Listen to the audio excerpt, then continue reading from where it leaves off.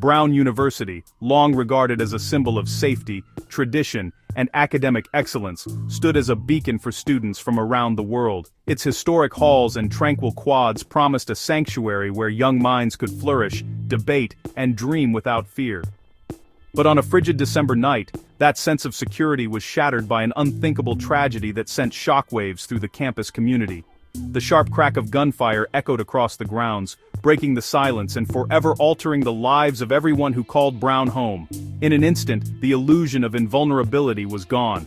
The victim was no ordinary student. He was the vice president of the college Republicans, a brilliant, outspoken conservative admired for his intellect and ambition. He dreamed of becoming a neurosurgeon, and his passion for debate was matched only by his compassion for others. Yet in a matter of moments, his promising future was stolen. He was found dead inside a campus building, leaving friends, professors, and family reeling from the sudden loss.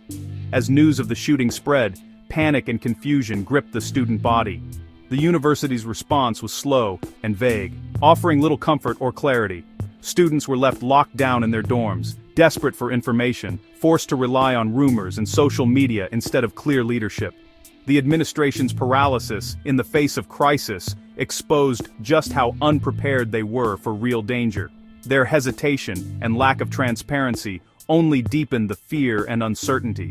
Outside the gates, anxious parents gathered, their trust in the institution, built on the promise of safety, suddenly and irreparably broken. The sense of betrayal was palpable. The campus, once alive with debate, laughter, and discovery, was transformed overnight into a place of fear and suspicion. The familiar became unfamiliar, and the safe became threatening. In the days that followed, friends and family gathered for vigils, leaving flowers and lighting candles in memory of a life cut short. The community mourned together, united by grief and a single haunting question: how could this happen here, in a place meant to protect its own? Meanwhile, the killer slipped away into the darkness, leaving behind a trail of unanswered questions and exposing a vulnerability at the very heart of this elite institution. The shockwaves from that night continue to ripple through Brown, changing the way students, faculty, and families view the campus and each other. The sanctuary was shattered, and with it, the trust that once defined this community died, leaving behind a campus forever changed. The first 48 hours after the shooting were a disaster. In those crucial moments, every decision mattered, yet almost every step taken by authorities seemed to make things worse. The sense of urgency was palpable, but so was the confusion and lack of direction. Police fumbled the investigation, crime scene unsecured, witnesses not interviewed, evidence lost. Officers struggled to establish order, and the chaos at the scene only deepened as critical clues slipped through their fingers. The basics of crime scene management were ignored, leaving investigators scrambling.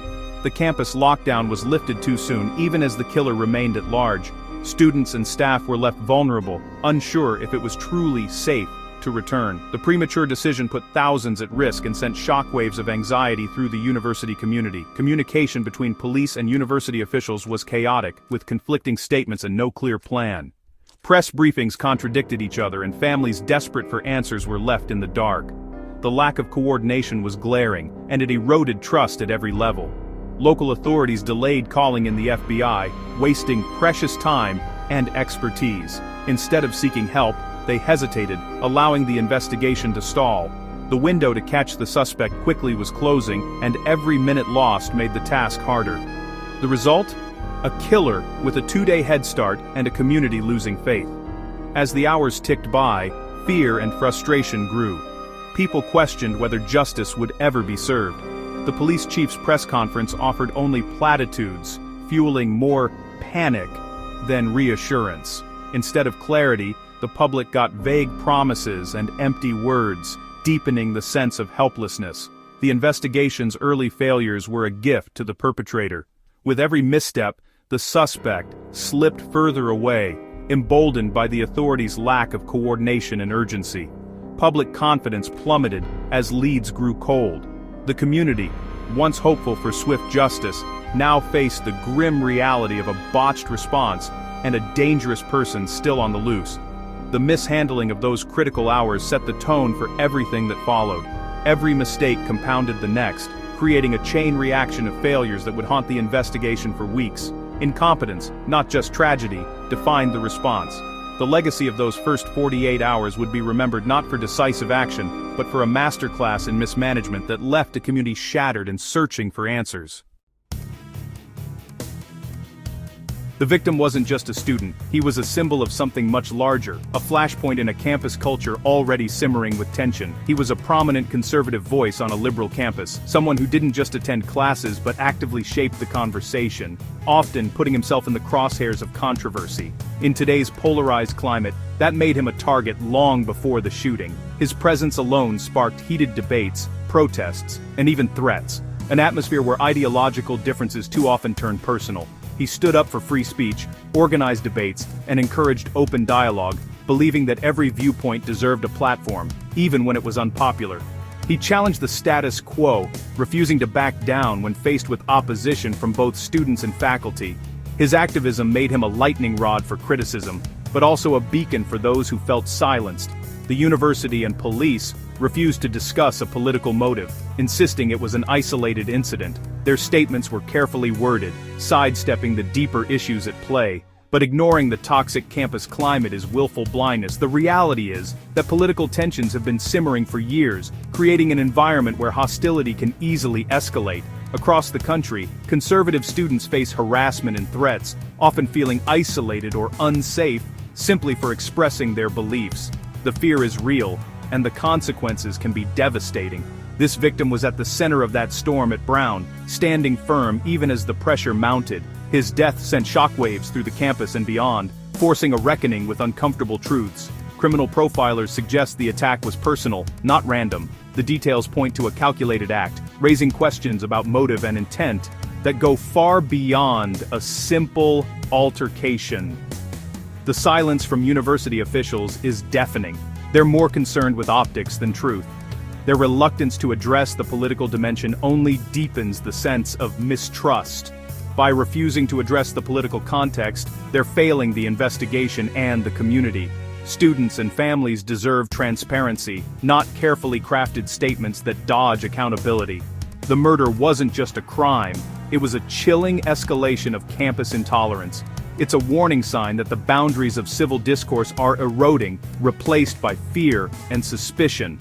The refusal to confront this reality is a disservice to everyone, students, faculty, and the broader community. Honest dialogue is the only way forward. The truth is uncomfortable, but it can't be ignored.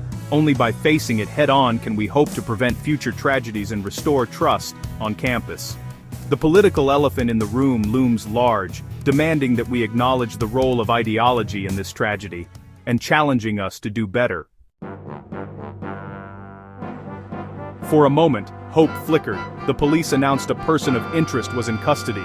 The campus exhaled, thinking justice was near, but the suspect was released without charges, and authorities offered no explanation. The investigation was back to square one, trust further eroded. The secrecy around the arrest fueled rumors and suspicion. Was it a mistake, or something more?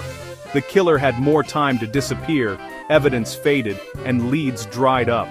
The police turned to the public for tips, a clear sign they were out of options. The release wasn't just a setback, it was a blow to morale. The trail went cold, and the sense of futility deepened. The community was left wondering if justice would ever come.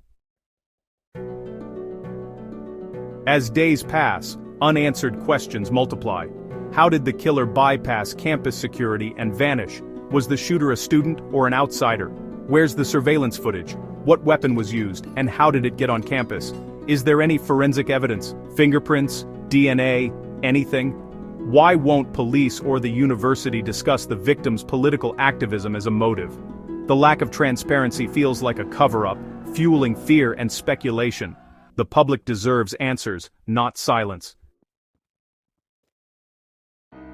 Brown's campus is now gripped by fear. Students avoid walking alone, late-night study sessions dwindle, and the once bustling campus empties after dark. The administration's vague reassurances ring hollow. Students feel abandoned, left to wonder if the killer is still among them. The psychological toll is immense: anxiety, distrust, and a shattered sense of safety. The university's lack of transparency has only deepened the crisis. The promise of a safe, nurturing environment has been exposed as an illusion. Security measures look like theater, not real protection. The fortress has crumbled, and students are painfully aware of their vulnerability. Intellectual curiosity has been replaced by fear. The campus will never be the same. Parents sent their children to Brown expecting safety and care. Instead, they got vague alerts and silence as news of the shooting broke. Frantic calls and texts replaced reassurance. The university's communication with parents was slow, unhelpful, and devoid of empathy. No hotlines, no real updates, just corporate speak and deflection. Parents' trust has been shattered. Many now question whether to keep their children at Brown. The administration's priority seems to be protecting its image, not its students. The bond between parents and the university is broken. In a crisis, families have learned they're on their own. The university's true colors have been revealed. Damage control took precedence over real leadership. In crisis, leadership and transparency are everything. Brown's administration and local police failed on both counts. Instead of clear updates and decisive action, they hid behind press releases and spin. The result, a community left in fear, a killer still at large, and trust destroyed. True leaders would have faced the crisis head-on, owned their mistakes, and put people first. Instead, the focus was on reputation, not responsibility. The consequences are devastating. Students, parents, and faculty all pay the price. This tragedy is a lesson in the cost of failed leadership. When those in charge falter, everyone suffers. The need for courage and accountability has never been clearer.